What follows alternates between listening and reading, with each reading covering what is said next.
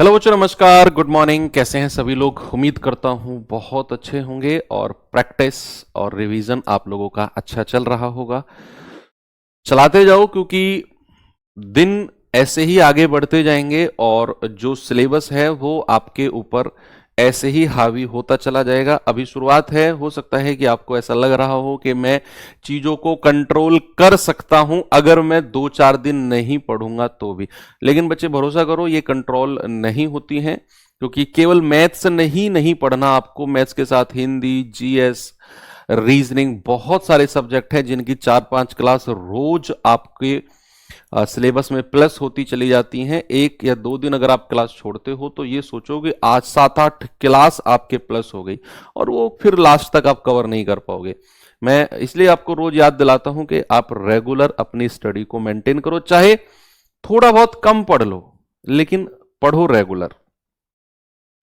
तो क्या था हमारा एक क्वेश्चन था होमवर्क, इसे कंप्लीट करके चलिए बच्चे आगे बढ़ते हैं। फिर सवाल है, एक व्यक्ति अपनी मासिक आय का 31% और 9% भोजन और कपड़े पर खर्च करता है। तो भैया शेष किसी के साथ भी नहीं लगा हुआ, उसने बोल दिया 31% और 9%। ऐसा नहीं बोला शेष का 9%, नहीं, 31% और 9% भोजन और कपड़े पर। अब उसने वर्ड यूज किया 31 और 9 के बाद जो बचा, कह रहा है शेष का 1/3 बच्चों की शिक्षा पर खर्च किया। प्रति माह 4500 बचाता है जो कि भोजन, कपड़े और बच्चों की शिक्षा पर खर्च करने के बाद जो बचा है उसका आधा है। उसका आधा नहीं, आधा है। बताइए उसकी मासिक आय कितनी होगी? थोड़ा सा सोचने वाला क्वेश्चन था, दिया था मैंने आपको। मैं मान के चलता हूं कि भैया उसकी जो आय है ना वो 100% है, ये तो कल भी बताया था। अब भोजन भोजन और कपड़ा पर टोटल उसने कितना खर्चा किया है? 31% यहां पर और 9% कपड़े पर। तो भोजन और कपड़े पर बच्चे टोटल उसने 40% खर्चा किया। भोजन और कपड़े पर कितना किया? 40%। अब सवाल कहता है शेष का, कह रहा शेष का 1/3। तो पहले तो यह बताओ कि रिमेनिंग या फिर शेष बचा कितना है? 100 में से 40% अगर इन दोनों के पास चला गया तो मेरे भाई क्या 60% बचा है? भाई 100 में से 40% हटा दो, 60% ही तो बचेगा। कह रहा शेष का 1/3, शेष का 1/3 बच्चों की शिक्षा पर यानी कि एजुकेशन पर कितना खर्चा किया? 1/3। किसका? 60 का 1/3। तो कितना आ गया? 20% यहां पर। तो अब कितना बचा है रिमेनिंग? बच्चे अगर मैं 60% में से 20% इधर दे दूं तो क्या अब यहां पर 40% बचा होगा?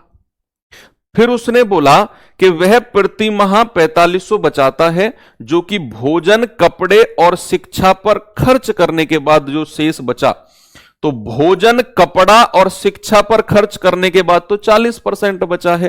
कह रहे उसका आधे के बराबर है। जो उसने 4500 बचाए हैं ना, ये 40% की वैल्यू नहीं है, ये इस 40% का भी आधा बोला उसने। तो इसका भी अगर मैं हाफ कर देता हूं तो कितना आता है? 20%। और इसी 20% की वैल्यू 4500 के बराबर है। आपसे कह रहा है 100% की वैल्यू बता दो क्या होगी? What is the value of 100%?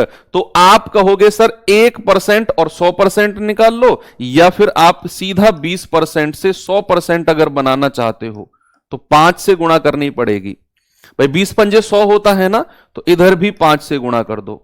तो आप कहोगे सर ये तो 22,500 रुपए वैल्यू आ गई 100% की, और यही उसकी इनकम है, यही उसकी मंथली इनकम, मासिक आय। कल आप लोगों ने जिसने इस क्वेश्चन में दिमाग लगाया, मुझे भरोसा है आप एंड तक पहुंच गए होंगे। चलिए तो फिर बढ़ते हैं आज के सेशन की तरफ। बात करते हैं अब आय, खर्च, बचत की। भाई ओवरऑल आपको कमाना है और आप जब एंट्री करोगे ना सरकारी फील्ड में, 8वां वेतन आयोग लग चुका होगा। देखो कितने किस्मत वाले हो तुम, कितने किस्मत वाले हो। वेतन आयोग लगा और तुरंत तुम्हारी नौकरी। जो लोग आपसे महीना, 2 महीना, 4 महीना पहले आपसे आपसे 5-6 साल सीनियर थे, 5-6 साल 6 साल कम से कम सीनियर थे। 6 साल से जो वो सैलरी अपनी कमा के लाए, मान लो 6 साल पहले उनकी सैलरी 30,000 थी, 6 साल बाद उनकी सैलरी सपोज दैट 40,000 हुई। आप लगते के साथ ही 40,000 रुपए लोगे। वो लोगों को दुख लगेगा कि यार हम तो 6 साल में 40,000 तक पहुंचे थे, लगते ही 40,000 पे आ गया। तो ये किस्मत है भाई। अब वो किस्मत को कितने अच्छे से आपको वहां तक पहुंचाना है, वो आपके ऊपर डिपेंड करता है। लोग अक्सर पढ़ाई को किस्मत से रिलेट कर लेते हैं कि भाई मेरा सिलेक्शन नहीं हो रहा, मेरी किस्मत बेकार है, उसका सिलेक्शन हो गया, उसकी किस्मत अच्छी है। वो किस्मत नहीं, वो प्रॉपर मेहनत होती है। कि आप ऐसे बोला करो ना, मैंने मेहनत नहीं की इसलिए मेरा सिलेक्शन नहीं हुआ, उसने ज्यादा मेहनत करी उसका हो गया। हां, अगर आप 0.1 0.2 नंबर से रहते हो तो मैं थोड़ा बहुत किस्मत का फैक्टर कहूंगा, मैं तब भी नहीं कहूंगा। लोग कहते हैं, इसलिए मैं उनको निराश नहीं करना चाहता, इसलिए मैं कहूंगा कह सकते हो। लेकिन पर्सनली अगर मैं अपने पॉइंट ऑफ व्यू से कहूं तो मैं बहुत रिजिड हूं इस मामले में। मैं कहूंगा अगर आप 0.1 नंबर से भी रह रहे हो ना, तो भी आपकी मेहनत में कमी है, तो भी आपकी ही मेहनत में कमी है। ये आप एक्सेप्ट करो, बुरा मानने की बात नहीं है। किस्मत फैक्टर है। जैसे अभी मैंने वेतन आयोग बताया कि आप पहुंचे, वेतन आयोग लगा, ये किस्मत है, ये आपका लक है। चलिए, तो अब हम चलते हैं आय, खर्च और बचत के क्वेश्चन के पास। आय, खर्च और बचत। क्या बच्चे मैं ये कह सकता हूं कि इनकम, एक्सपेंडिचर और सेविंग, भाई खर्च को बोलते हैं एक्सपेंडिचर, बचत को कहते हैं सेविंग, आय को कहते हैं इनकम। क्या अगर मैं खर्च और बचत को जोड़ दूं, क्या वो मुझे आय के बराबर मिलेगा? क्या वो मुझे आय के बराबर मिलेगा कि नहीं? अगर मैं एक्सपेंडिचर और सेविंग दोनों को जोड़ दूं तो क्या बचे, वो आय इनकम के इक्वल हो जाएगा? आप कहेंगे हां जी सर। अगर मैं यहां से खर्चा पूछूं कितना है, तो क्या अगर आप बचत को आय में से घटा दो, अगर आप कहोगे सर बचत को आय में से घटा दो, तो आपका खर्चा आपको पता चल जाएगा। अगर मैं कहूंगा कि भैया मुझे सेविंग यानी कि बचत बताओ क्या है, तो आप क्या करोगे, खर्च को आय में से घटा दोगे, इनकम में से एक्सपेंडिचर माइनस करोगे, तो आपको सेविंग मिल जाएगा। बेसिक फॉर्मूला आपका यही है। अब इस पे सवाल कैसे बनते हैं जरा देखना। एक दो टाइप के क्वेश्चन बनते हैं। पहले टाइप का क्वेश्चन यहां देखेंगे जरा इसे।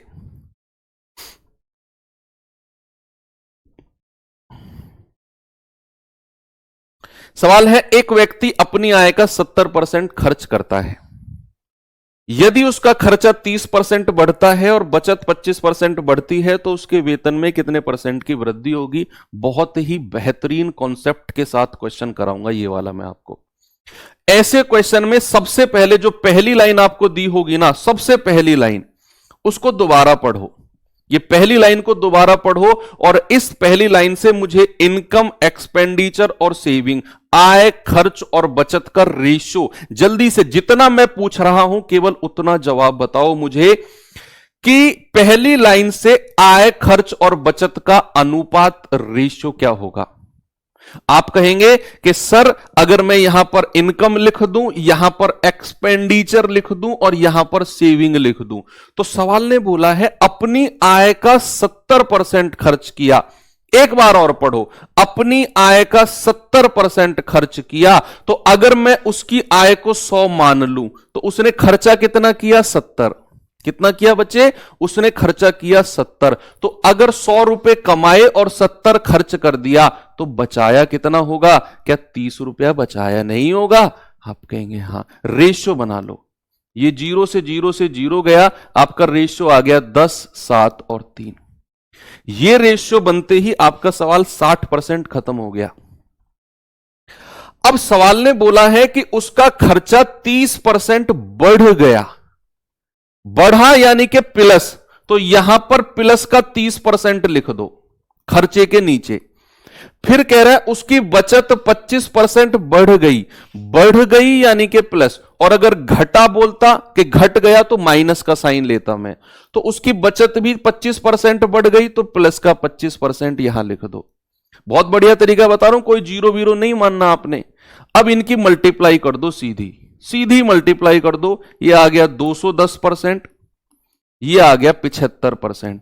थोड़ी देर पहले मैंने एक फॉर्मूला आपको लिखवाया कि आय बराबर खर्च प्लस बचत होता है। अगर आप इन दोनों परसेंट को जोड़ दोगे तो क्या बचे, आपको आय का प्रतिशत मिल जाएगा। तो आप अगर 210 और 275 को जोड़ते हो तो क्या 285% मिलता है आपको। क्या बचे, अगर इन दोनों को जोड़ दोगे आप तो क्या 285% आय मिलेगा आपको। एक लास्ट का काम और बच गया, आपका आंसर आ चुका है। उसने क्या पूछा, आय में प्रतिशत वृद्धि या वेतन में प्रतिशत वृद्धि। तो 285 को बस एक जो आपका रेशियो दिया हुआ है ना उससे डिवाइड करना है, आपका जवाब आएगा 28.5%। मैं कह रहा हूं इससे खूबसूरत तरीका इस सवाल का हो ही नहीं सकता है। सबसे बेस्ट, सबसे कम समय में होने वाला तरीका है। एक और सवाल दूंगा, खुद से ट्राई करना। सबसे पहला काम क्या है कि पहली लाइन से हमें आय खर्च बचत का रेशियो लेना है। जो जो जिस जिसका परसेंट दिया होगा उसके नीचे लिख के मल्टीप्लाई करना है।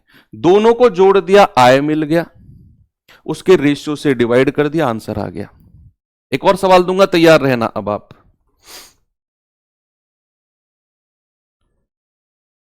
चलिए ये सवाल देखिए, ये क्वेश्चन देखेंगे बच्चे जल्दी से।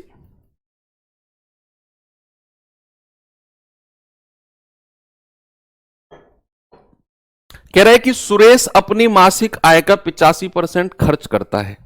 यदि उसकी मासिक आय 20% और उसका मासिक बचत 60% वृद्धि, दोनों वृद्धि होती है, तो बताइए उसके खर्चे में कितने परसेंट। दशमलव के एक स्थान तक सही। ये लाइन कहीं अगर लिखी मिल जाए ना तो समझ जाओ वो आपसे एग्जैक्ट उत्तर नहीं पूछ रहा, अप्रोक्सीमेट की बात कर रहा है। दशमलव के एक स्थान तक सही में कितनी वृद्धि होगी जरा देखना। आलू का पराठा खा लो सर, जब सिलेक्शन लेके आओ ना बनवा के लाना मेरे लिए सम्मान समारोह में, जब देखूंगा कितना खिलाने वाले हो तुम लोग। भाई सबसे पहली लाइन आप पढ़ो। सबसे पहली लाइन में आप लोग सबसे पहले इनकम, एक्सपेंडिचर और सेविंग का रेशियो, अनुपात लो मेरे भाई। आप यहां लिखोगे इनकम, यहां लिखोगे एक्सपेंडिचर और यहां लिखोगे सेविंग।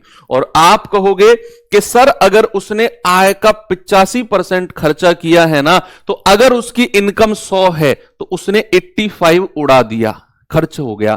तो 100 में से 85 खर्चा किया, 15 बचा होगा। 5 तिया 15, 5 से जाएगा 17 बार, 5 से जाएगा 20 बार। ओके। अब सवाल कहता है उसने आय में 20% और बचत में 60% की वृद्धि हुई। वृद्धि को प्लस में रखना है, तो प्लस का 20% और प्लस का 60%। मल्टीप्लाई कर दो, 20 20 हम 400 और 6 तिया 18। अभी थोड़ी देर पहले एक मैंने फॉर्मूला लिखवाया आपको कि भाई साहब आय बराबर खर्च प्लस बचत। अगर मुझे यहां से खर्चा चाहिए, सामने देखेंगे भाई साहब black T shirt, black Jersey, आपसे कह रहा हूं, अगर मुझे यहां से खर्चा चाहिए तो क्या मैं बचत को आय में से माइनस कर दूं? क्या मैं बचत को माइनस कर दूं, आय में से मुझे खर्चा मिल जाएगा? तो इस क्वेश्चन में जरा देखेंगे कि अगर मुझे खर्चा चाहिए तो इस बचत को आय में से माइनस कर दो, यानी कि 400 में से 180 माइनस कर दो। आप कहोगे सर 220 आ गया। कितना आ गया? 220 आ गया। 220। बस एक काम और करना है आपने, 220 से डिवाइड कर देना है इसके रेशियो को, तो आपका जवाब आपको मिल जाएगा 17 एकम 17, 5 17 तिया 51 ज्यादा हो जाएगा, 17 दूनी 34, 12 पॉइंट समथिंग। एक ही ऑप्शन है 12.9, बिल्कुल करेक्ट हो जाएगा। इससे बेहतर तरीका हो ही नहीं सकता सवाल का। आप कहेंगे कि सर आपने दोनों क्वेश्चन वृद्धि के करवाए हैं, क्यों भाई? यही किया है ना। क्या अगर मैं किसी क्वेश्चन में कमी कर दूं, फॉर एग्जाम्पल अगर मैं आपसे कहूं कि भाई आय, खर्च और बचत, इसका रेशियो है 5-3-2, मैं क्वेश्चन दे रहा हूं आपको 5-3-2, आपसे कहेगा कि भाई उसकी आय में वृद्धि हुई है 20% की, उसकी आय में वृद्धि हुई है 20% की। ओके। और उसके खर्चे में कमी हुई है 5% की। उसके खर्चे में क्या हुआ है, 5% की कमी हुई है, कमी को माइनस में रखना है। तो बताइए बचत पर क्या प्रभाव पड़ेगा, what will be the impact on saving. जल्दी से सोच समझ के बताओ। ये प्लस का मतलब है आय बढ़ी, माइनस का मतलब है खर्चा कम हुआ। कम होने को मैंने माइनस में लिखा, वृद्धि को प्लस में। अब देखता हूं कौन इसका जवाब मुझे सही बताता है। आप कहोगे सर मल्टीप्लाई कर दो, ये आएगा 20 पंजे 100, मल्टीप्लाई कर दो 5 तिया 15%, और वो भी माइनस का, और इसको तो पता ही नहीं है हमें। लेकिन हमें यह जरूर पता है कि अगर मैं आय बराबर खर्च प्लस बचत करता हूं तो आय कितनी है 100%, खर्च कितना है माइनस का 15 और प्लस सेविंग, तो यहां से सेविंग कितनी हो जाएगी, ये -15 इधर आकर प्लस हो जाएगा, 115 हो जाएगा। क्या ये माइनस का 15 इधर आके प्लस बन जाएगा, तो क्या बच्चे मैं यहां 115% लिखूं। आप अगर सोच रहे हो 100 में से 15 घटा दो ना, यहां 15 के साथ पहले से ही माइनस का साइन है, इसलिए मैंने ये आपको लिख के दिखाया कि ये माइनस का 15 इधर आकर 100 में जुड़ेगा, 115 आएगा। बस एक काम और करना है, 115 से डिवाइड करना है 2 को, ये आएगा 57.5%। 57.5% बिल्कुल सही है। तो वो लोग जो ये 15 माइनस कर रहे हो 100 में से, समझ जाओ अगर ये कमी वाला केस होगा तो फिर ये इधर आकर प्लस होकर 100 में जुड़ेगा। ठीक है, वेरी गुड। चलिए अब थोड़ा सा अलग एक और टाइप का क्वेश्चन होता है इसमें, इसको देखिए जल्दी से बच्चे, इस सवाल को देखेंगे क्या होगा।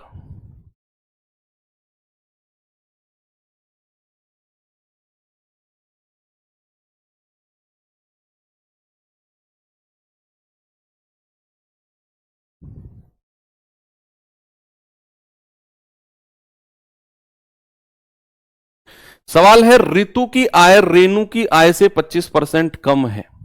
ओके, रेणु अपनी आय का 60% खर्च करती है जबकि रितु अपनी आय का 20% बचाती है। तो रितु का खर्चा रेणु की बचत से कितने % अधिक है। रितु का खर्चा रेणु की बचत से कितने % अधिक होगा। यह सवाल अलग है टाइप का, यह अलग टाइप का क्वेश्चन है थोड़ा सा।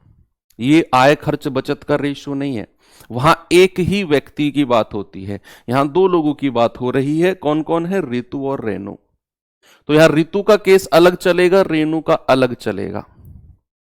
रितु का खर्चा रितु की बचत अलग होगी, रेणु का खर्चा रेणु की बचत अलग होगी। तो सेकंड टाइप का क्वेश्चन है इसी में ही, आय खर्च वाले में। तो यहां 2 लोगों की बात करनी है, रितु और रेणु। रितु और रेणु। सवाल कह रहा है कि भाई रितु की आय रेणु की आय से 25% कम है। रितु की जो आय है वो रेणु की आय से, तो क्या मैं इन दोनों की आय को मान लूं। मैं मान लूं रेणु की आय अगर 100 है तो रितु की आय 25% कम यानी कि 75 हो जाएगी। भाई 100 में से 25 घटा दो, तो क्या अगर रेणु की आय 100 है तो क्या रितु की आय 75 रहेगी कि नहीं। ये इनकम की मैं बात कर रहा हूं, इनकम की। यस, रेशियो मत लेना, ऐसे ही रहने दो। कह रहा है रेणु अपनी आय का 60% खर्च करती है और रितु अपनी आय का 20% बचाती है। तो आपसे पूछा है रितु का खर्चा और रेणु की बचत से कितने % ज्यादा है। तो आपको जो पूछा है वही निकालो, सब कुछ निकालने की जरूरत नहीं है। आपसे उसने पूछा है रितु का तो खर्चा बता दो। अब रितु का खर्चा कितना है, सवाल ने बोला है कि रितु 20% बचाती है। यहां से पढ़ो, रितु 20% बचाती है। बच्चे अगर रितु 20% बचाती है तो रितु खर्चा कितना करती होगी, 80%। मैंने आपसे बोला जितना आपसे पूछा है और जो आपसे पूछा है वही निकालना है। सबसे लास्ट की लाइन में मैंने पढ़ा है कि रितु का तो खर्चा और रेणु की बचत से कितना % ज्यादा है। आपको केवल रितु का खर्चा चाहिए, लेकिन सवाल ने आपको वो क्या बोला है, रितु 20% बचाती है, 80% खर्च करती होगी, तो यहां 75 का 80% निकालो। रेणु की बचत निकालनी है, सवाल ने दिया है रेणु 60% खर्च करती है, तो रेणु बचाती कितनी होगी, रेणु की बचत पता करनी है। रेणु अगर 60% खर्च कर रही है तो 40% बचाती होगी। जो पूछा वही चाहिए आपको, वही निकालना है। तो 80% का फ्रैक्शन 4/5 होता है 75 का, 15 5 75 और 15 चौकू 60। बचत 40% का फ्रैक्शन 2/5 होता है 100 का, तो 5 से जाएगा 20 बार और 20 दूनी 40। अब एक बार पढ़ लो, सवाल ने आपसे पूछा क्या है। आपसे कह रहा है ऋतु का खर्चा रेणु की बचत से कितने % अधिक है। तो रेणु की बचत 40, ये 60, कितना अधिक है सर, ये तो 20 अधिक है भाई, ये 40 है ये 60 है, और परसेंट में बताना है तो 20/40 रेणु की बचत नीचे रखनी है, क्योंकि जिसके साथ से लगा होगा, मैंने आपको बोला कल परसों की क्लास में भी, उसको नीचे रखते हैं। तो 20 दूनी 40 और 2 से जाएगा 50 बार। कितना आ गया बच्चे, 50%। ऑप्शन नंबर ए बिल्कुल सही है। अच्छा क्वेश्चन था। आपको क्वेश्चन में सब कुछ देगा, एक की बचत दूसरे का खर्चा। आपको सबसे पहले सवाल पढ़ के सबसे लास्ट में पहुंचना है कि उसने पूछा क्या। उसने पूछा ऋतु का खर्चा और रेणु की बचत, रेणु की बचत, वही आपको चाहिए। एक और सवाल ऐसा ही देता हूं आपको मैं। ये सवाल देखिए, ये सवाल देखेंगे बच्चे जरा, इसका जवाब देखिए क्या आ सकता है आपके एंड से।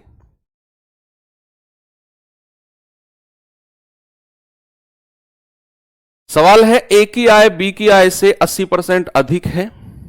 यदि ए की आय 20% घटाई जाए और बी की आय में 60% की वृद्धि हो तो निम्नलिखित में से कौन सा सत्य होगा।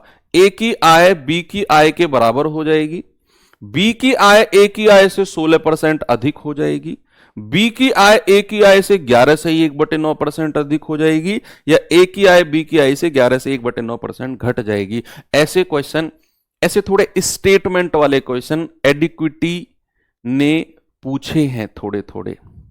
ये स्टेटमेंट वाले क्वेश्चन है, प्रॉपर एडिक्विटी बेस्ड क्वेश्चन है, प्रॉपर एडिक्विटी का।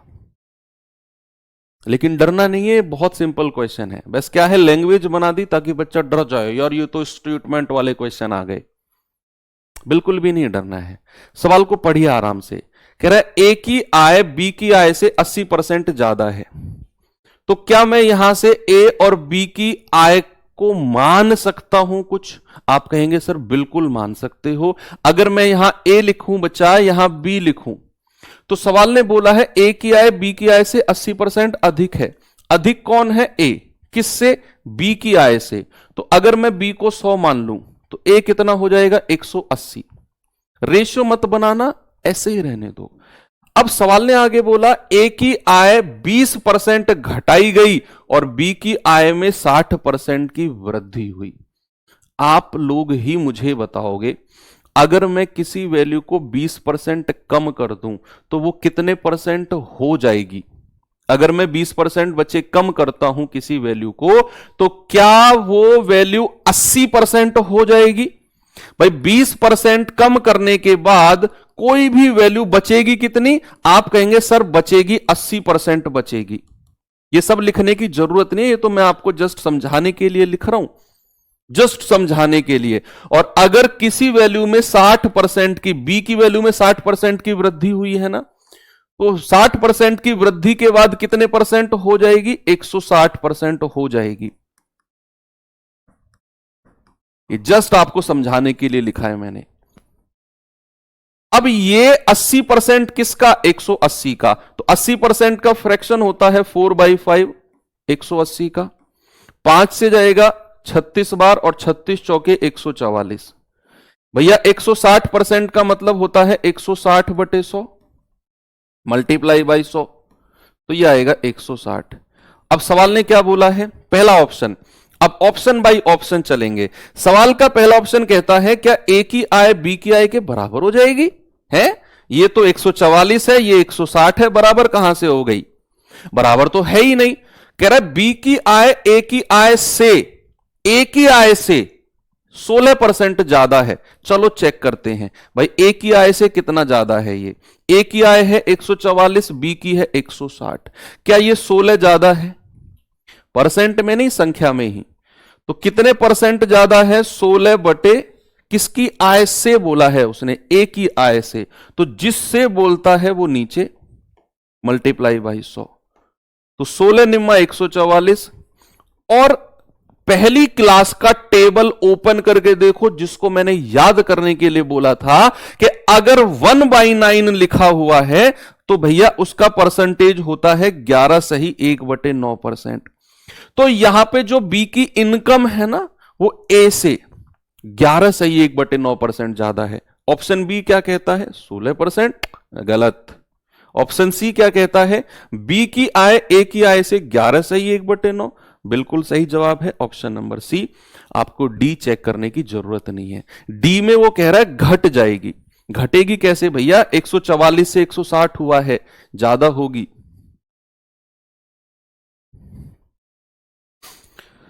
चलिए फिर आगे बढ़ते हैं। ये वाला चीजें हो गई एंड।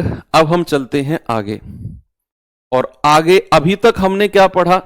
अभी तक आपने पढ़ा खर्चा, बचत और सेविंग। अब जो खर्चा हुआ, अभी तक आपने मोटा मोटा हिसाब लगाया कि भाई मैं 50,000 कमा के लाया, 30,000 उड़ा दिया, 20,000 बचा लिया। अब जो आपका खर्चा हुआ है ना, वो किस किस तरीके से खर्चा हुआ, इसके ऊपर एक टाइप मैंने बना दिया। आप मार्केट गए, मार्केट जाके आपने चावल का भाव पूछा। चावल वाले ने कहा भाई साहब चावल का रेट है 50 रुपए पर किलो। फॉर एग्जाम्पल चावल का रेट कितना है? 50 रुपए पर केजी। आपने कहा ठीक है भैया 5 किलो चावल दे दो। आपने सबसे पहले रेट पूछा चावल का 50 रुपए पर किलो, तो रेट हो गया 50 रुपए पर किलो। उसी को ही प्राइस बोलते हैं, उसी को ही हिंदी में मूल्य बोलते हैं। तो समझ में आई बात? प्रैक्टिकल समझा रहा हूं। आपने चावल का रेट पूछा, वही प्राइस है, उसी को मूल्य कहते हैं। फिर उसने पूछा कितना चाहिए, तुमने कहा 5 किलो। 5 किलो। अब 5 किलो जैसे ही तुमने बोला, ये तुम्हारा कंजप्शन है। इंग्लिश वाले बच्चों ये कंजप्शन है, और हिंदी वाले बच्चों ये तुम्हारी खपत है। ये क्या है? तुम्हारा कंजप्शन, तुम्हारा खपत है, जिसको उपभोग भी कहते हैं। इसको क्या कहते हैं? उपभोग भी कहते हैं। फिर बिल बना। 50 रुपए किलो चीनी चावल थे, 5 किलो आपने मांगे, कितने रुपए आपको देने पड़ेंगे दुकानदार को? आपने हिसाब लगाया 1 किलो 50 रुपए के, तो 5 किलो 250 रुपए के। यानी कि आपने 50 को 5 से गुणा कर दिया, आपने मूल्य को खपत से गुणा कर दिया। तो आपको क्या मिल गया? आपका खर्चा, आपका एक्सपेंडिचर मिल गया। तो यहां पर वही कहानी है कि बच्चे अगर आप मूल्य को खपत से गुणा करते हो, अगर आप मूल्य को खपत से गुणा करते हो, तो मेरे भाई आपको खर्च मिल जाता है। यानी कि अगर प्राइस को कंजप्शन से गुणा करते हो, तो आपको एक्सपेंडिचर मिल जाता है। क्या मिल जाता है? एक्सपेंडिचर। इसको ई बोलते हैं, इसको सी, इसको पी। प्राइस को कंजप्शन से गुणा करो, एक्सपेंडिचर मिल जाएगा। अब अगर बच्चे मैं आपसे एक बात पूछने लगूं कि मान लो प्राइस का रेशियो दिया हुआ है ए बी, और या एग्जाम्पल से समझाता हूं। प्राइस का रेशियो है 3:4, कंजप्शन खपत का रेशियो है 3:4, तो खर्च का रेशियो क्या होगा? बताइए मुझे, खर्च का रेशियो क्या होगा? खर्च का रेशियो क्या होगा? आप कहेंगे सर प्राइस को कंजप्शन से गुणा कर दो, खर्चा मिल जाएगा। यानी कि 3 तिया 9 और 4 चौके 16। खर्च का रेशियो कितना हो जाएगा? खर्च का रेशियो हो जाएगा आपका 9 और 16। आपने क्या किया? प्राइस को कंजप्शन से गुणा कर दिया, आपका एक्सपेंडिचर आपको मिल गया, आपका एक्सपेंडिचर आपको मिल गया। लेकिन एक चीज मैं आपसे और पूछूंगा, इसी के साथ ही पूछूंगा कि अगर प्राइस का रेशियो सपोज 3:4 है, अगर प्राइस का रेशियो 3:4 है, 3:4 रेशियो का मतलब क्या है समझना, कि अगर शुरुआत में मूल्य 3 था, बाद में हो गया 4, मूल्य में वृद्धि हो गई, और कंजप्शन का रेशियो उल्टा हो गया 4:3। मैं अपनी तरफ से लिख रहा हूं, ये मेरी मर्जी है, मैंने लिखा, तो जरा मुझे एक्सपेंडिचर का रेशियो बताना कितना होगा। मैं यहां से एक फॉर्मूला, एक बेहतरीन कॉन्सेप्ट आपके लिए तैयार करने जा रहा हूं। आप मुझे बताओ, अगर प्राइस का रेशियो, मूल्य का रेशियो 3:4 है, खपत का रेशियो 4:3 है, उल्टा कर दिया मैंने इसी का ही, तो मुझे एक्सपेंडिचर का रेशियो बता दो क्या होगा, खपत खर्चे का रेशियो। आप कहोगे 4×3 12 और 4×3 12, यानी कि पहले अगर मूल्य, ये पहले वाला केस है और ये बाद वाला केस है, ये बाद वाला केस है, यानी कि पहले अगर मूल्य 3 था, बाद में 4 हो गया, पहले अगर खपत 4 थी, बाद में 3 हो गई, पहले अगर खर्चा 12 था, बाद में खर्चा 12 हो गया। क्या खर्चा बढ़ा? सोचो, आपने हो सकता है डायरेक्ट रटा हो कॉन्सेप्ट पहले, मैं आपसे कह रहा हूं कि क्या खर्चा पहले कितना था 12, बाद में कितना हो गया 12। खर्चा तो सेम है, खर्चे पर कोई प्रभाव नहीं, एक्सपेंडिचर कांस्टेंट बोलते हैं इंग्लिश में इसे। तो ये कंडीशन आपके दिमाग में आई कि सर अगर मैं मूल्य के रेशियो को उल्टा खपत का रेशियो कर दूं, तो जो रेशियो मूल्य का होगा उसका उल्टा अगर खपत का होगा, तो ये वैल्यू हमेशा आपको बराबर मिलेगी, ऑलवेज। अब इसे मैं एक कॉन्सेप्ट के रूप में बच्चे लिखने जा रहा हूं कि अगर किसी क्वेश्चन में खर्चा समान रखना है, क्या रखना है, खर्चा समान रखना है। भाई पापा आपको क्या देते हैं, पापा आपको पेट्रोल, आप लाइब्रेरी जाते हो बाइक से, सपोज कुछ बच्चे जाते होंगे, तो आपका क्या है, आपका फिक्स है कि महीने में 500 रुपए का पेट्रोल फूकता है, पापा से आपने 500 रुपए लेने हैं। अब पेट्रोल की कीमत बढ़ गई, पापा को नहीं पता और आपकी हिम्मत नहीं हो रही है 500 रुपए से ज्यादा मांगने की, तो आप 500 ही लोगे, उसी में ही काम चलाओगे, चाहे पेट्रोल की कीमत बढ़ी हो चाहे घटी हो, आपको उसी 500 रुपए में काम चलाना है। कीमत बढ़ी तो जितना पेट्रोल आपको पहले मिल रहा था उतना मिलेगा क्या अब? नहीं सर, पेट्रोल का रेट 90 था, अब 100 हो गया, तो अब पेट्रोल कम आएगा बाइक में, लेकिन 500 रुपए में अब पेट्रोल कम आएगा, पहले 500 रुपए में पेट्रोल ज्यादा आ रहा था 90 के रेट से। तो खर्चा अगर आपको समान रखना है बच्चे, अगर आपको एक्सपेंडिचर को कांस्टेंट रखना है, रिमेन्स कांस्टेंट रखना है, तो याद रखना जो रेशियो कीमत का होगा, जो रेशियो उसके प्राइस का होगा, उसका उल्टा रेशियो खपत यानी कि कंजप्शन का हो जाएगा। यही बात मैंने आपको यहां पर एग्जाम्पल के माध्यम से समझाई कि कीमत अगर 3 से 4 है तो खपत 4 से 3 उल्टा कर दो, तो ये मल्टीप्लाई होके 12 बना देगा। यहां भी मल्टीप्लाई कर दो, ए बी, खर्चा सेम रहेगा। ठीक है, तो ये बात आपको दिमाग में रखनी है। बहुत बेहतरीन क्वेश्चन यहां से बनते हैं। अब सवाल क्या है, सवाल देखेंगे एक बार, देखिए बच्चे एक बार सवाल को।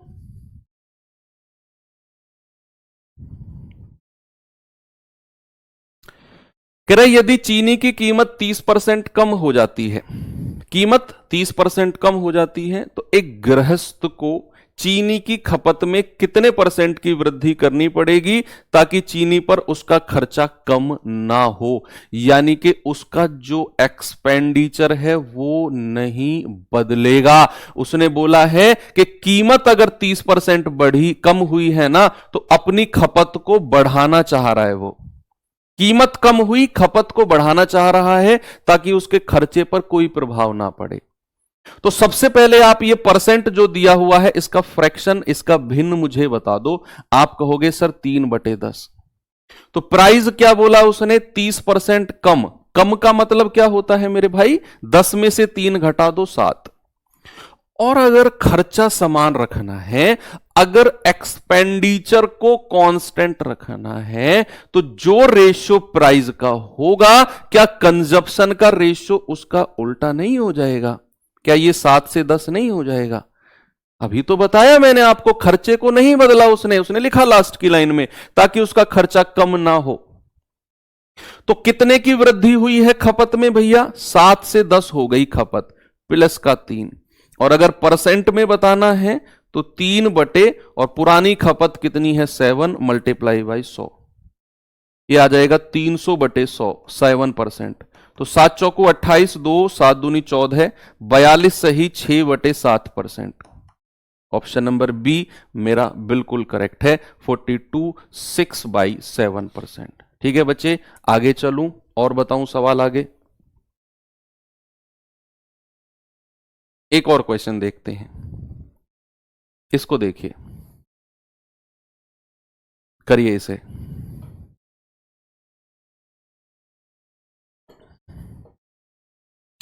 चीनी की कीमत में 25% की वृद्धि हुई। एक परिवार को चीनी की खपत में कितने प्रतिशत की कमी करनी चाहिए ताकि चीनी पर खर्चा समान रहे?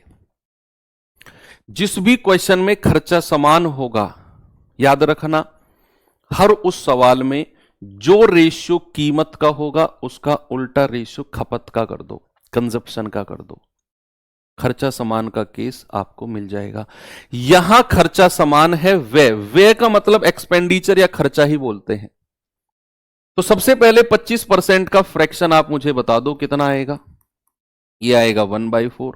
तो प्राइस यानी कि कीमत को उसने 25% बढ़ाया है, तो 4 में 1 जोड़ दो 5। तो कंजप्शन कितना होगा? जस्ट उल्टा कर दो, 5 से 4, क्योंकि खर्चा समान है। तो बताइए जरा कंजप्शन कितना कम हुआ है? 5 से 4, ये तो 1 कम हुआ है। और अगर मुझे प्रतिशत में कमी बतानी है तो मैं क्या कहूंगा? 1 बटे पुराना खर्चा, कंजप्शन कितना है? 5 गुणा 100। 5 से जाएगा 20 बार और 20 एकम 20%। कितना जवाब आ गया बच्चे? 20%। ऑप्शन नंबर बी हमारा करेक्ट हो जाएगा। ठीक है, आगे बढ़ूं। Very good. चलिए अब वो क्वेश्चन जिसमें खर्चा भी बदल जाए, वो सवाल देखते हैं जरा। जिसमें खर्चा भी बदल जाए, जरा उस क्वेश्चन को देखेंगे।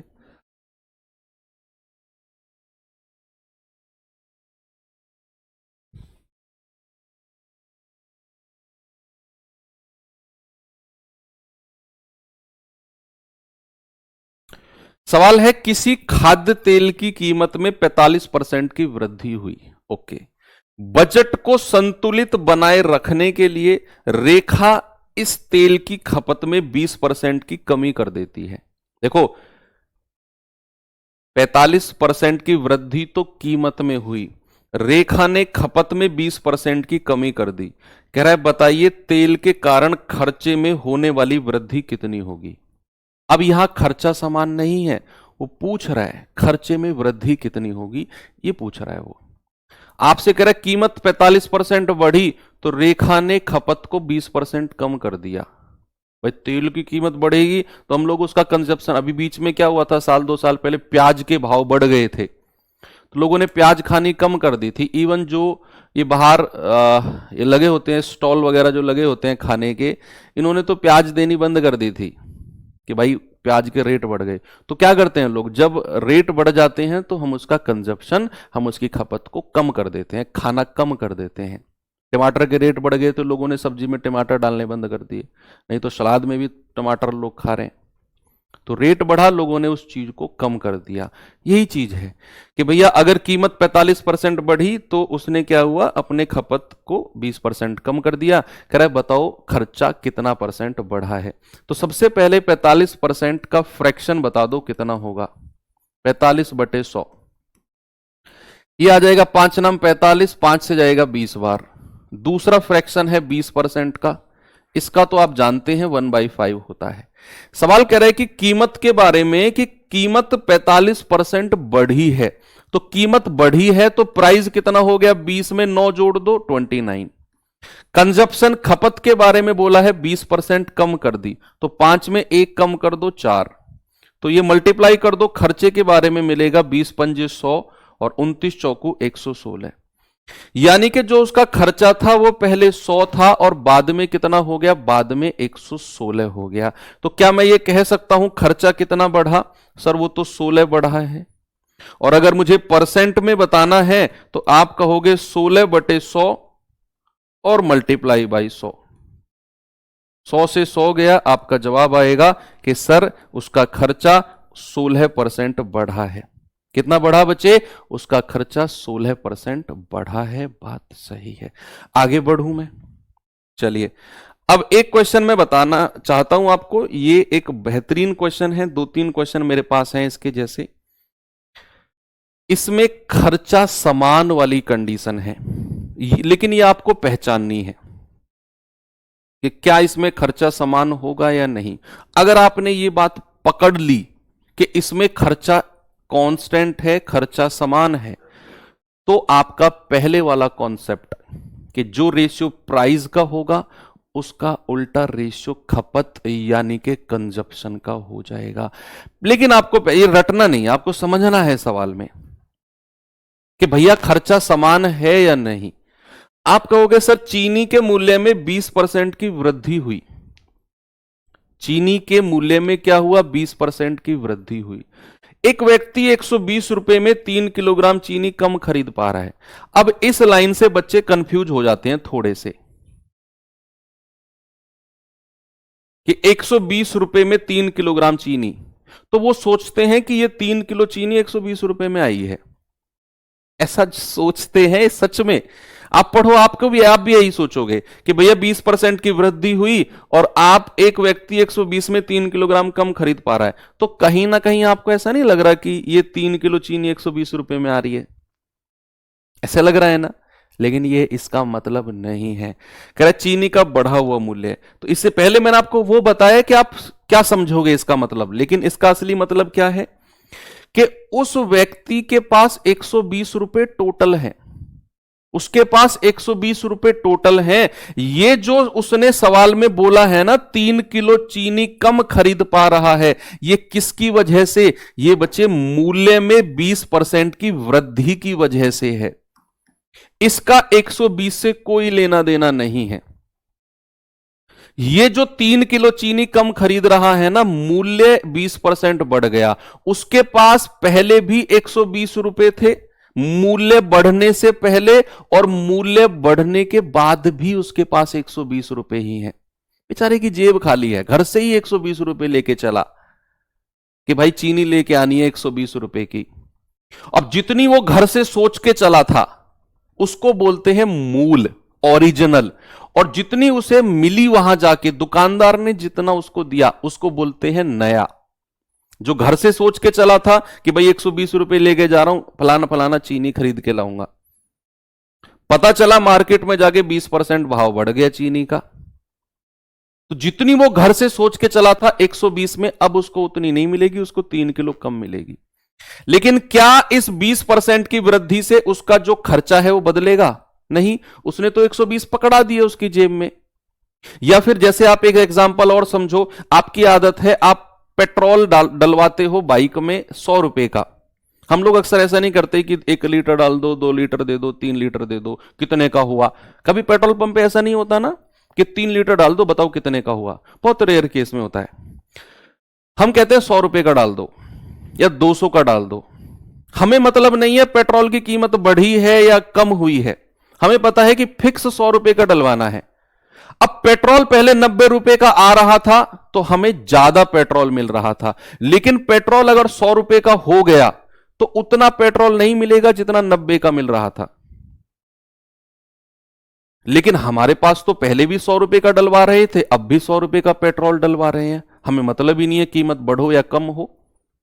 तो ये वही है कि पहले भी 120 रुपए की ही चीनी ले रहा था, कमी या वृद्धि होने के बाद भी 120 रुपए की ही लेगा, तो खर्चा उसका सेम रहेगा, खर्चा उसका कांस्टेंट रहेगा। बच्चे इन दैट केस हमारे दिमाग में सवाल अब क्लियर हो गया कि खर्चा समान वाली स्थिति है, और जो स्थिति, जो कंडीशन खर्चा समान वाली होती है उसमें हम जानते हैं कि 20% का फ्रैक्शन कितना हो गया, 1/5। तो प्राइस यानी कि कीमत कितनी हो गई, 20% की वृद्धि हो गई, तो प्राइस हो गया 5 में 1 जोड़ दो 6, और कंजप्शन खपत कितनी हो जाएगी, आप उल्टा कर दो, आप कहोगे 6 से 5।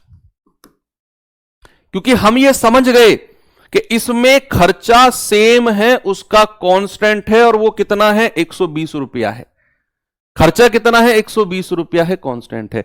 खपत के बारे में थोड़ा सा बात करते हैं कि पहले वो 6 यूनिट खरीद रहा था, मूल रूप से घर से सोच के चला था, लेकिन नया मिला है उसको 5 यूनिट, तो खपत बेचारे की कम हो गई 1 यूनिट।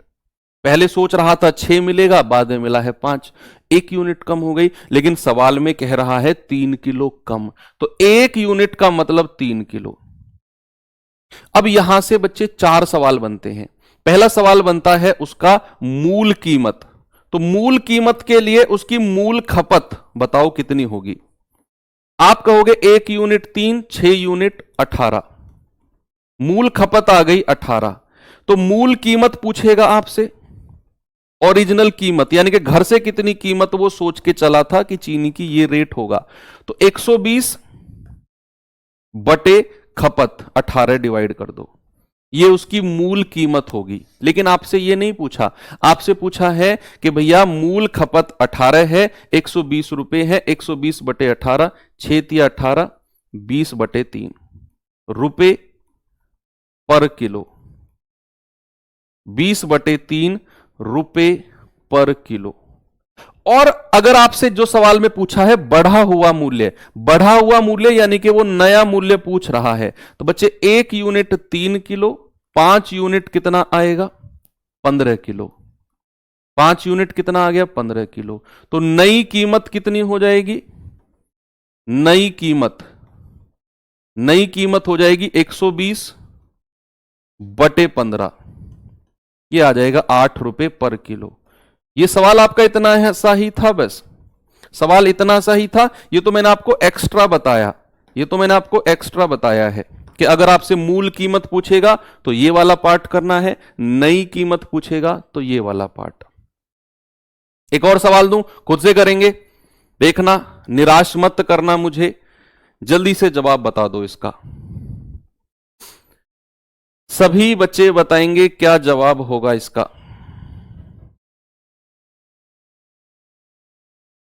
सवाल है भैया, चीनी की कीमत में प्रति किलोग्राम 25% की कमी होने के कारण राधा 1200 रुपए में 10 किलोग्राम अधिक चीनी खरीद पाती है। चीनी की प्रति किलोग्राम मूल कीमत, देख लो, अब इसने मूल कीमत पूछ ली। आपको पता है कि चीनी में 25% की कमी आई है, कीमत में 25% की कमी आई है, तो राधा 1200 रुपए उसकी जेब में है, और इस 25% की कमी के कारण वो 10 किलो चीनी अधिक खरीद रही है। इस 25% की कमी के कारण वो 10 किलो चीनी ज्यादा ले रही है। 1200 तो टोटल उसकी जेब में है, पहले भी उसको 1200 रुपए की चीनी खरीदनी है, बाद में भी उसे 1200 रुपए की चीनी खरीदनी है। खर्चा नहीं बदलेगा उसका, लेकिन जो ये 10 किलो ज्यादा चीनी मिली है, ये कीमत कम होने की वजह से है। तो सबसे पहले क्या बताओ, 25% का मेरे भाई फ्रैक्शन कितना होगा, आप कहेंगे 1/4। तो कीमत यानी कि प्राइस कम हुआ है, तो 4 में से 1 घटा दो 3। तो जो खपत कम, कंजप्शन की मैं बात करूंगा, उल्टा कर दो, 3 से 4, यानी कि पहले वो 3 यूनिट खपत थी, बाद में उसकी खपत बढ़ गई, कितनी हो गई, 4 यूनिट। तो कितनी बढ़ी है खपत, 1 यूनिट। सवाल कह रहा है भैया 10 किलो ज्यादा है। आपसे सवाल ने क्या पूछा, उसकी मूल कीमत ओरिजिनल प्राइस, उसके लिए ओरिजिनल कंजप्शन यानी कि मूल खपत कितनी हो जाएगी, 3 गुणा 10 यानी कि 30 किलो। घर से सोच के चला था 30 किलो चीनी लेकर आऊंगा, और घर से सोच के चला था कितनी कीमत पे लेके आऊंगा, ओरिजिनल रेट या ओरिजिनल प्राइस कितने रुपए जेब में थे, 1200। बटे 30 का हिसाब सोच के चला था बेचारा, ये आ जाएगा 40 रुपए पर किलो। कितना आएगा बच्चे? 40 रुपए पर किलो घर से सोच के चला था। एक और सवाल दूं, 100% बच्चों का जवाब आना चाहिए, 1% भी एक्सेप्शन नहीं निकलना चाहिए इस क्वेश्चन में। जल्दी से जवाब बताओ इसका क्या होगा।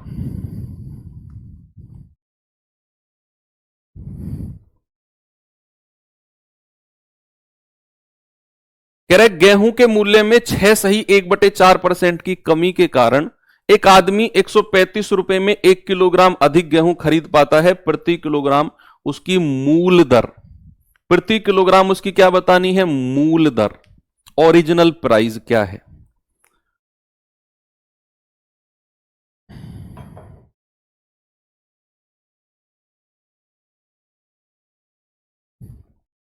सबसे पहले इसका फ्रैक्शन बताओ, 6 सही 1/4% का। देखो अगर आप डायरेक्ट याद रख सकते हो तो 1/16 याद रखना, नहीं तो फिर आपको करना पड़ेगा 6 चौक 24 और 1 25/4%।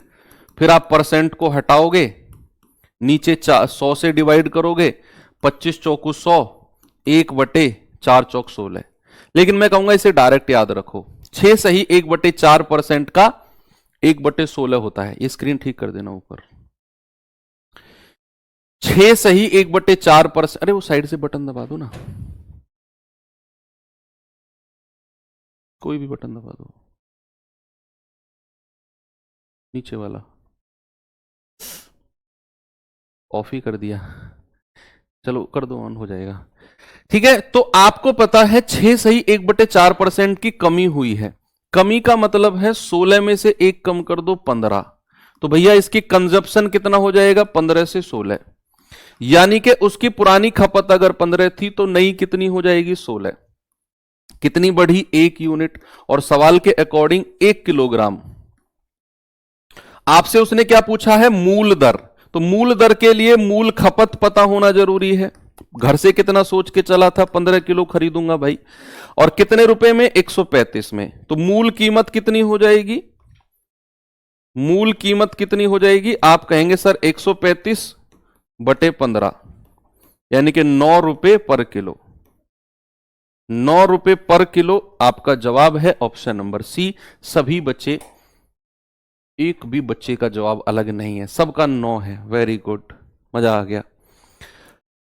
चलो कुछ परीक्षा वाले क्वेश्चन कर लेते हैं, एग्जाम बेस्ड क्वेश्चन।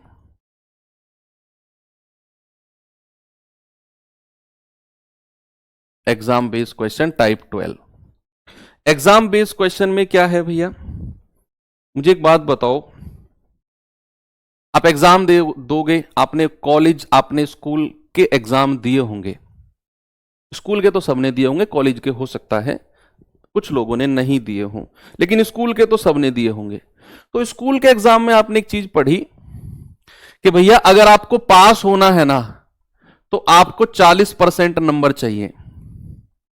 एक तरफ तो पास होने के लिए परसेंट में बोलता है, और एक तरफ कहेगा अगर आपको पास होना है ना अंक में कह देगा आपको 60 नंबर चाहिए, पास होने के लिए 60 अंक चाहिए, इस तरीके से बोलेगा। या तो परसेंट में बोल दे या अंक में बोल दे कि भैया पास होना है 60 नंबर ले आ, या फिर अगर पास होना है तो 40% ले आ। एक तरफ परसेंट में, एक तरफ आपसे अंक में कहेगा। अच्छा आप मुझे बताओ कि अगर पास होने के लिए, बच्चे अगर पास होने के लिए 60 नंबर चाहिए, अगर पास होने के लिए 60 अंक चाहिए, और एक बच्चे के आ गए, मान लो सुमित के अंक आए हैं 45, तो पास हुआ है या फेल हुआ है? पास हुआ है या फेल हुआ है? आप कहेंगे सर साफ दिख रहा है फेल हो गया, साफ दिख रहा है फेल हो गया, क्योंकि पास होने के लिए उसको 60 नंबर चाहिए थे, लेकिन वो तो लेके आया 45 नंबर। अब मैं कहूंगा कितने नंबर से फेल हो गया? कितने नंबर से फेल हो गया? आप कहोगे सर 15 नंबर से, क्योंकि आपने 60 में से 45 घटा दिया, आप कहोगे 15 नंबर से फेल हो गया, 15 नंबर से फेल हो गया। दूसरा लड़का है जिसका नाम है मान लो सचिन, उसके नंबर आ गए 68। आप मुझे बताओ वो पास हुआ है या फेल हुआ है? आप कहेंगे सर वो पास हुआ है। क्या हुआ है? वो हुआ है पास। अब पास भी कितने नंबर से हुआ? देखो ये लाइन फिर से सुनना जो मैं बोल रहा हूं, कितने नंबर से पास हुआ। ये वर्ड आपने, लाइन पहले आपने कभी सुनी होगी कि मैं इतने नंबर से पास हो गया, तो मैं 10 नंबर से पास हो गया, तो 20 नंबर से पास हो गया। इसका मतलब है कि जो पास होने के लिए नंबर थे ना, उससे आप कितना ज्यादा लेके आ रहे हो। मान लो जैसे इसके नंबर आए 68, पास होना था 60 पे, तो मैं कहूंगा ये 8 नंबर से पास हो गया। तो कहीं भी ये लाइन अगर दिखी मिले ना कि इतने नंबर से पास हो गया, तो समझ जाना पास होने वाले नंबर से उतना ज्यादा लेके आया है। तो अगर ये 68 है, ये 60 पे पास है, तो हम कहेंगे 8 नंबर से पास हो गया, 8 अंक से पास हो गया। अब एक बात मैं बोलूंगा आपसे कि अगर मुझे सुमित को पास कराना है, अगर मुझे सुमित को पास कराना है, उसे कितने नंबर और दिलवाने पड़ेंगे? अगर मुझे सुमित को पास कराना है, 45 नंबर उसके हैं, 60 नंबर पे पास होगा, तो क्या सुमित को 15 नंबर और मिलने चाहिए, तब वो पास हो जाएगा। सुमित को टॉप नहीं करना, सुमित को बेचारे को जस्ट पास होना है। सुमित को बेचारे को जस्ट पास होना है, तो उसे 15 नंबर दिलवा दो, वो पास हो जाएगा। टॉप नहीं करेगा, वो टॉप नहीं करेगा। टॉप का मतलब है बटे में से बटे, वो नहीं करेगा। उसे तो जस्ट पास होना है, तो 15 नंबर दिलवा दो, पास हो जाएगा। लेकिन अगर मैं कहूंगा कि सचिन के मैं कितने नंबर माइनस कर दूं कि वो जस्ट पास रहे, फेल ना हो, मैं कितने नंबर माइनस कर सकता हूं मैक्सिमम? सचिन के मैं कितने मैक्सिमम नंबर माइनस कर सकता हूं कि वो फेल ना हो, सचिन भी पास रहे? तो कितने माइनस कर सकते हैं सर? जितने उसके एक्स्ट्रा नंबर हैं आप उतने ही माइनस कर दोगे। सचिन जब भी पास रहेगा, सचिन जब भी पास रहेगा, जितने नंबर वो ज्यादा लेके आया है उतने भी माइनस कर दोगे, तब भी वो पास रहेगा। यानी कि सुमित को पास कराने के लिए 15 दिलवाने पड़ेंगे, और सचिन के अगर आप 8 नंबर काट भी लेते हो तब भी सचिन पास रहेगा। एक नंबर और एक्स्ट्रा काट लिया सचिन का तो फेल हो जाएगा वो, क्योंकि बाउंड्री पे लेके आ गए आप उसे, इसको भी बाउंड्री पे लेके आ गए। तो ये है इसका बेसिक कॉन्सेप्ट। अब सवाल किस तरीके से बनते हैं जरा देखना। सवाल आपके सामने ये है, पहला क्वेश्चन पढ़िए बच्चे जरा इसको। देखो परसेंटेज बड़ा टॉपिक है, एक क्लास और होगी इसमें। अभी मैंने कल बताया था आपको, एक एक्स्ट्रा क्लास हम करेंगे, 6ठी क्लास। इसमें बहुत बड़ा टॉपिक है परसेंटेज। आप ये मान के चलो percentage, profit loss, discount, SI, CI, ये 4-5 टॉपिक आप कर लेते हो ना, तो लगभग 60 से 65% सिलेबस हो जाएगा आपका, 60 से 65%। उसके बाद चैप्टर बचेंगे, लेकिन वो छोटे छोटे चैप्टर होंगे, 2-2, 3-3 क्लास के maximum, 4 max to max 4 class. बस टाइम, स्पीड, डिस्टेंस थोड़ा सा रहेगा। कह रहे किसी परीक्षा में उत्तीर्ण होने के लिए टोनी को न्यूनतम 40% अंक पास प्राप्त करने हैं। टोनी के 40% आने चाहिए, वो पास हो जाएगा। लेकिन उसके 120 नंबर आए और 30 नंबर से अनुत्तीर्ण यानी कि फेल हो गया। बहुत दुख हुआ भाई। 40% नंबर अगर उसके आते हैं तो टोनी पास हो जाएगा, टोनी क्या होगा, पास हो जाएगा। लेकिन टोनी के 120 नंबर आए और 30 नंबर से फेल हो गया। अगर आप मुझे अभी अभी जो मैंने कॉन्सेप्ट आपको सिखाया, 120 नंबर आए और 30 नंबर से फेल हो गया, अगर टोनी को पास करवाऊं कितने नंबर और दिलवा दूं? बताओ, तुम ही बताओ। उतने नंबर टोनी को मैं दिलवा दूंगा कि भैया 120 नंबर टोनी लेकर आया, लेकिन बेचारा 30 नंबर से फेल हो गया, तो टोनी को मैं कितने नंबर और दिलवा दूं कि वो पास हो जाए। जो कॉन्सेप्ट यहां पर हमने सीखा कि सुमित 60 नंबर पे पास होता है, 45 लेके आया, 15 से फेल हो गया, तो सुमित को हमने वही 15 नंबर और दिलवा दिए, पास हो गया।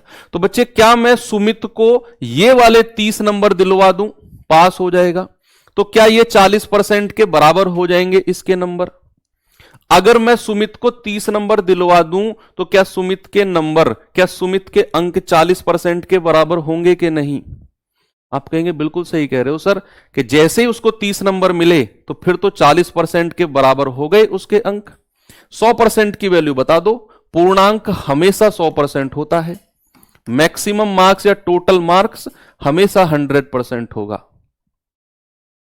तो आप कहोगे कि सर 1%, 150/40, जीरो से जीरो गया तो 100% कितना होगा? 100% होगा 15/4 मल्टीप्लाई बाई 100। तो 4 से जाएगा 25 बार, 25 पंजे 125, 25 एकम 25 और 12 37। यानी कि भैया 375 नंबर का पेपर है। कितने नंबर का? 375 मार्क्स का पेपर है। एक सवाल आगे बढ़ते हैं और क्वेश्चन है ये रहा। जरा देखिए बच्चे इस क्वेश्चन को। इसमें 2-3 सवाल पूछे जाते हैं, दोनों तीनों सवाल करेंगे हम।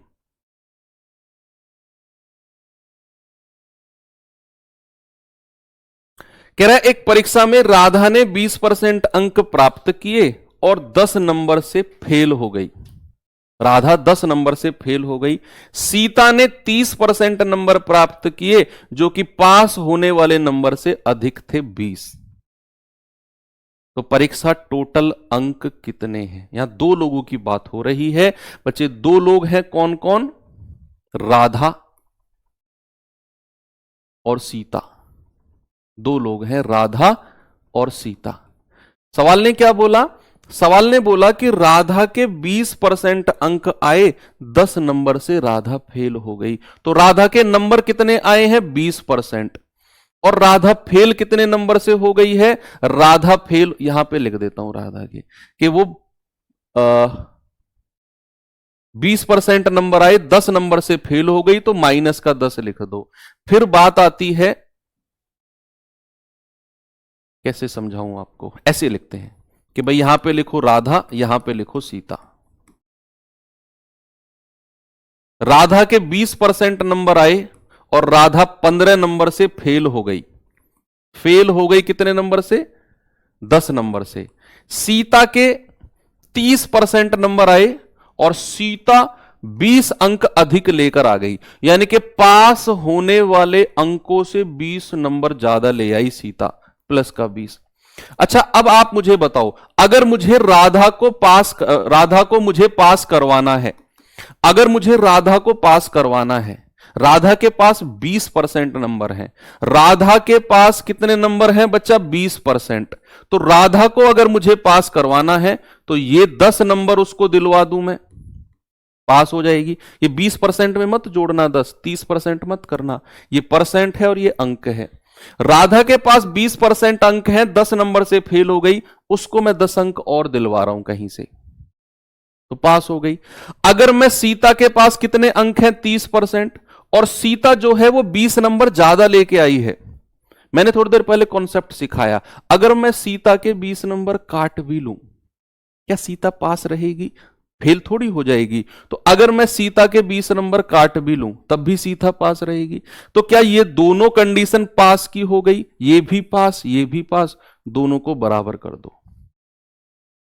दोनों को क्या करो? दोनों को इक्वल कर दो। बस आप परसेंट को एक तरफ ले लो भाई। 20% 30 में से घटेगा 10%, ये माइनस का 20 इधर आकर जुड़ेगा, 30 हो जाएगा। 1% की वैल्यू 0 से 0 गया 3, तो 100% की वैल्यू, अधिकतम अंक पूछा है उसने, 100% आ जाएगा 300।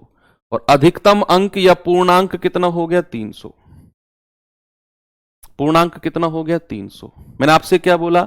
राधा के 20% नंबर आए, 10 नंबर से फेल हो गई। तो अगर मैं राधा को 10 नंबर दिलवा दूं, राधा पास हो जाएगी, तो 20% प्लस 10। सीता के 30% नंबर आए, 20 नंबर ज्यादा ले आई पास नंबर से, तो अगर मैं 20 नंबर काट भी लूं तब भी पास रहेगी, -20। दोनों को बराबर करके 1% 3, 100% 300। अब इसमें एक सवाल और बनता है, सुनना बच्चे, इसमें एक सवाल और बनता है क्या? कि आपसे कहेगा पास प्रतिशत कितना है, पास प्रतिशत, और आपसे कहेगा पास होने के लिए अंक कितने चाहिए। ये दो क्वेश्चन अलग से मैं आपको करवा रहा हूं। एक तो कहेगा पास प्रतिशत बताओ, और एक कहेगा पास होने के लिए अंक कितने चाहिए। ठीक है भाई, इसको एक तरीके से और कर सकते हो आप। एक बच्चे कह रहे डिफरेंस वाला करा दो सर, डिफरेंस वाला देख लो। डिफरेंस वाला तरीका क्या है यहां तक पहुंचने के लिए? एक तरफ परसेंट लिखो, 20% नंबर लाई राधा, 10 नंबर से फेल हो गई, एक तरफ नंबर लिख दो। सीता 30% नंबर लाई और सीता पास हो गई 20 नंबर से, यहां लिख दो 20। डिफरेंस ले लो इसका, देखो ये फेल हो गई थी माइनस, ये पास हो गई थी प्लस, डिफरेंस आएगा 10% डिफरेंस, और इन दोनों का भी डिफरेंस ले लो।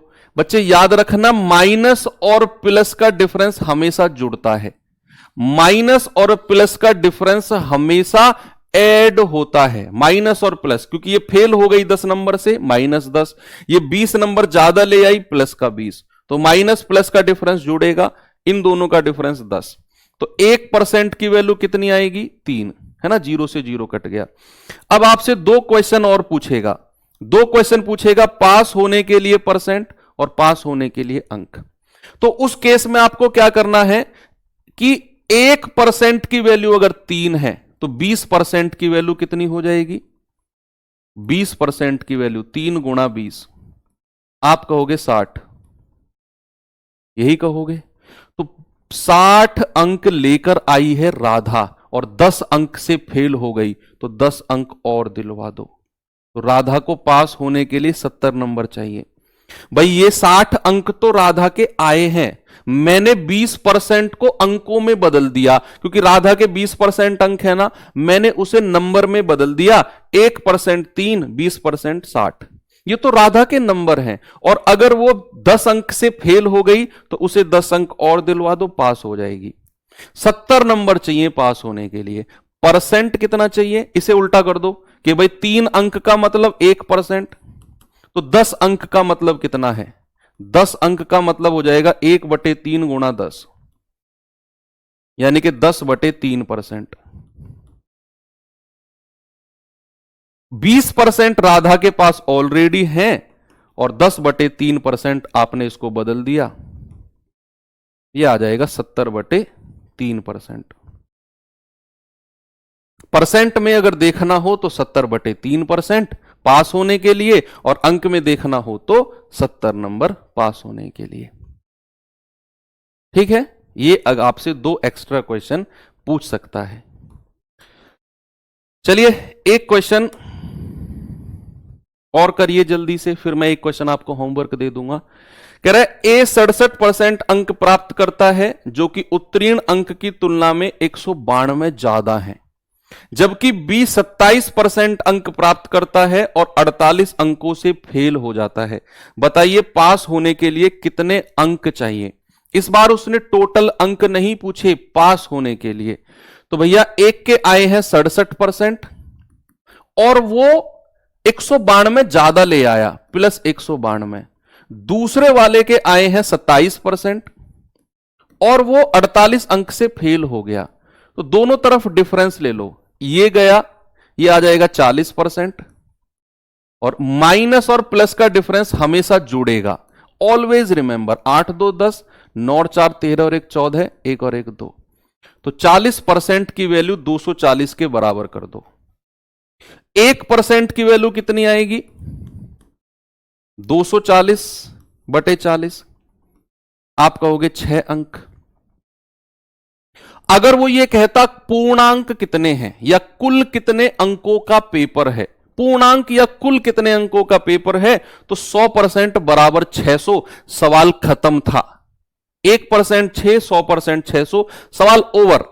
लेकिन उसने पूछा है पास होने के लिए अंक कितने चाहिए, जो मैंने अभी थोड़ी देर पहले आपको बताया कि भैया आप इस परसेंट को अंकों में बदल दो, तो 67% का मतलब आएगा 67 गुणा 6, 6 सत्ते 42, 6 छिंग 36 और 4 40, यानी कि ए के 402 नंबर आए और 192 ज्यादा लेकर आया है, 192 ज्यादा लेकर आया है। अगर मुझे पास होने के लिए अंक चाहिए तो ज्यादा वाले के अगर घटा भी दोगे ना तो भी कोई फर्क नहीं पड़ेगा।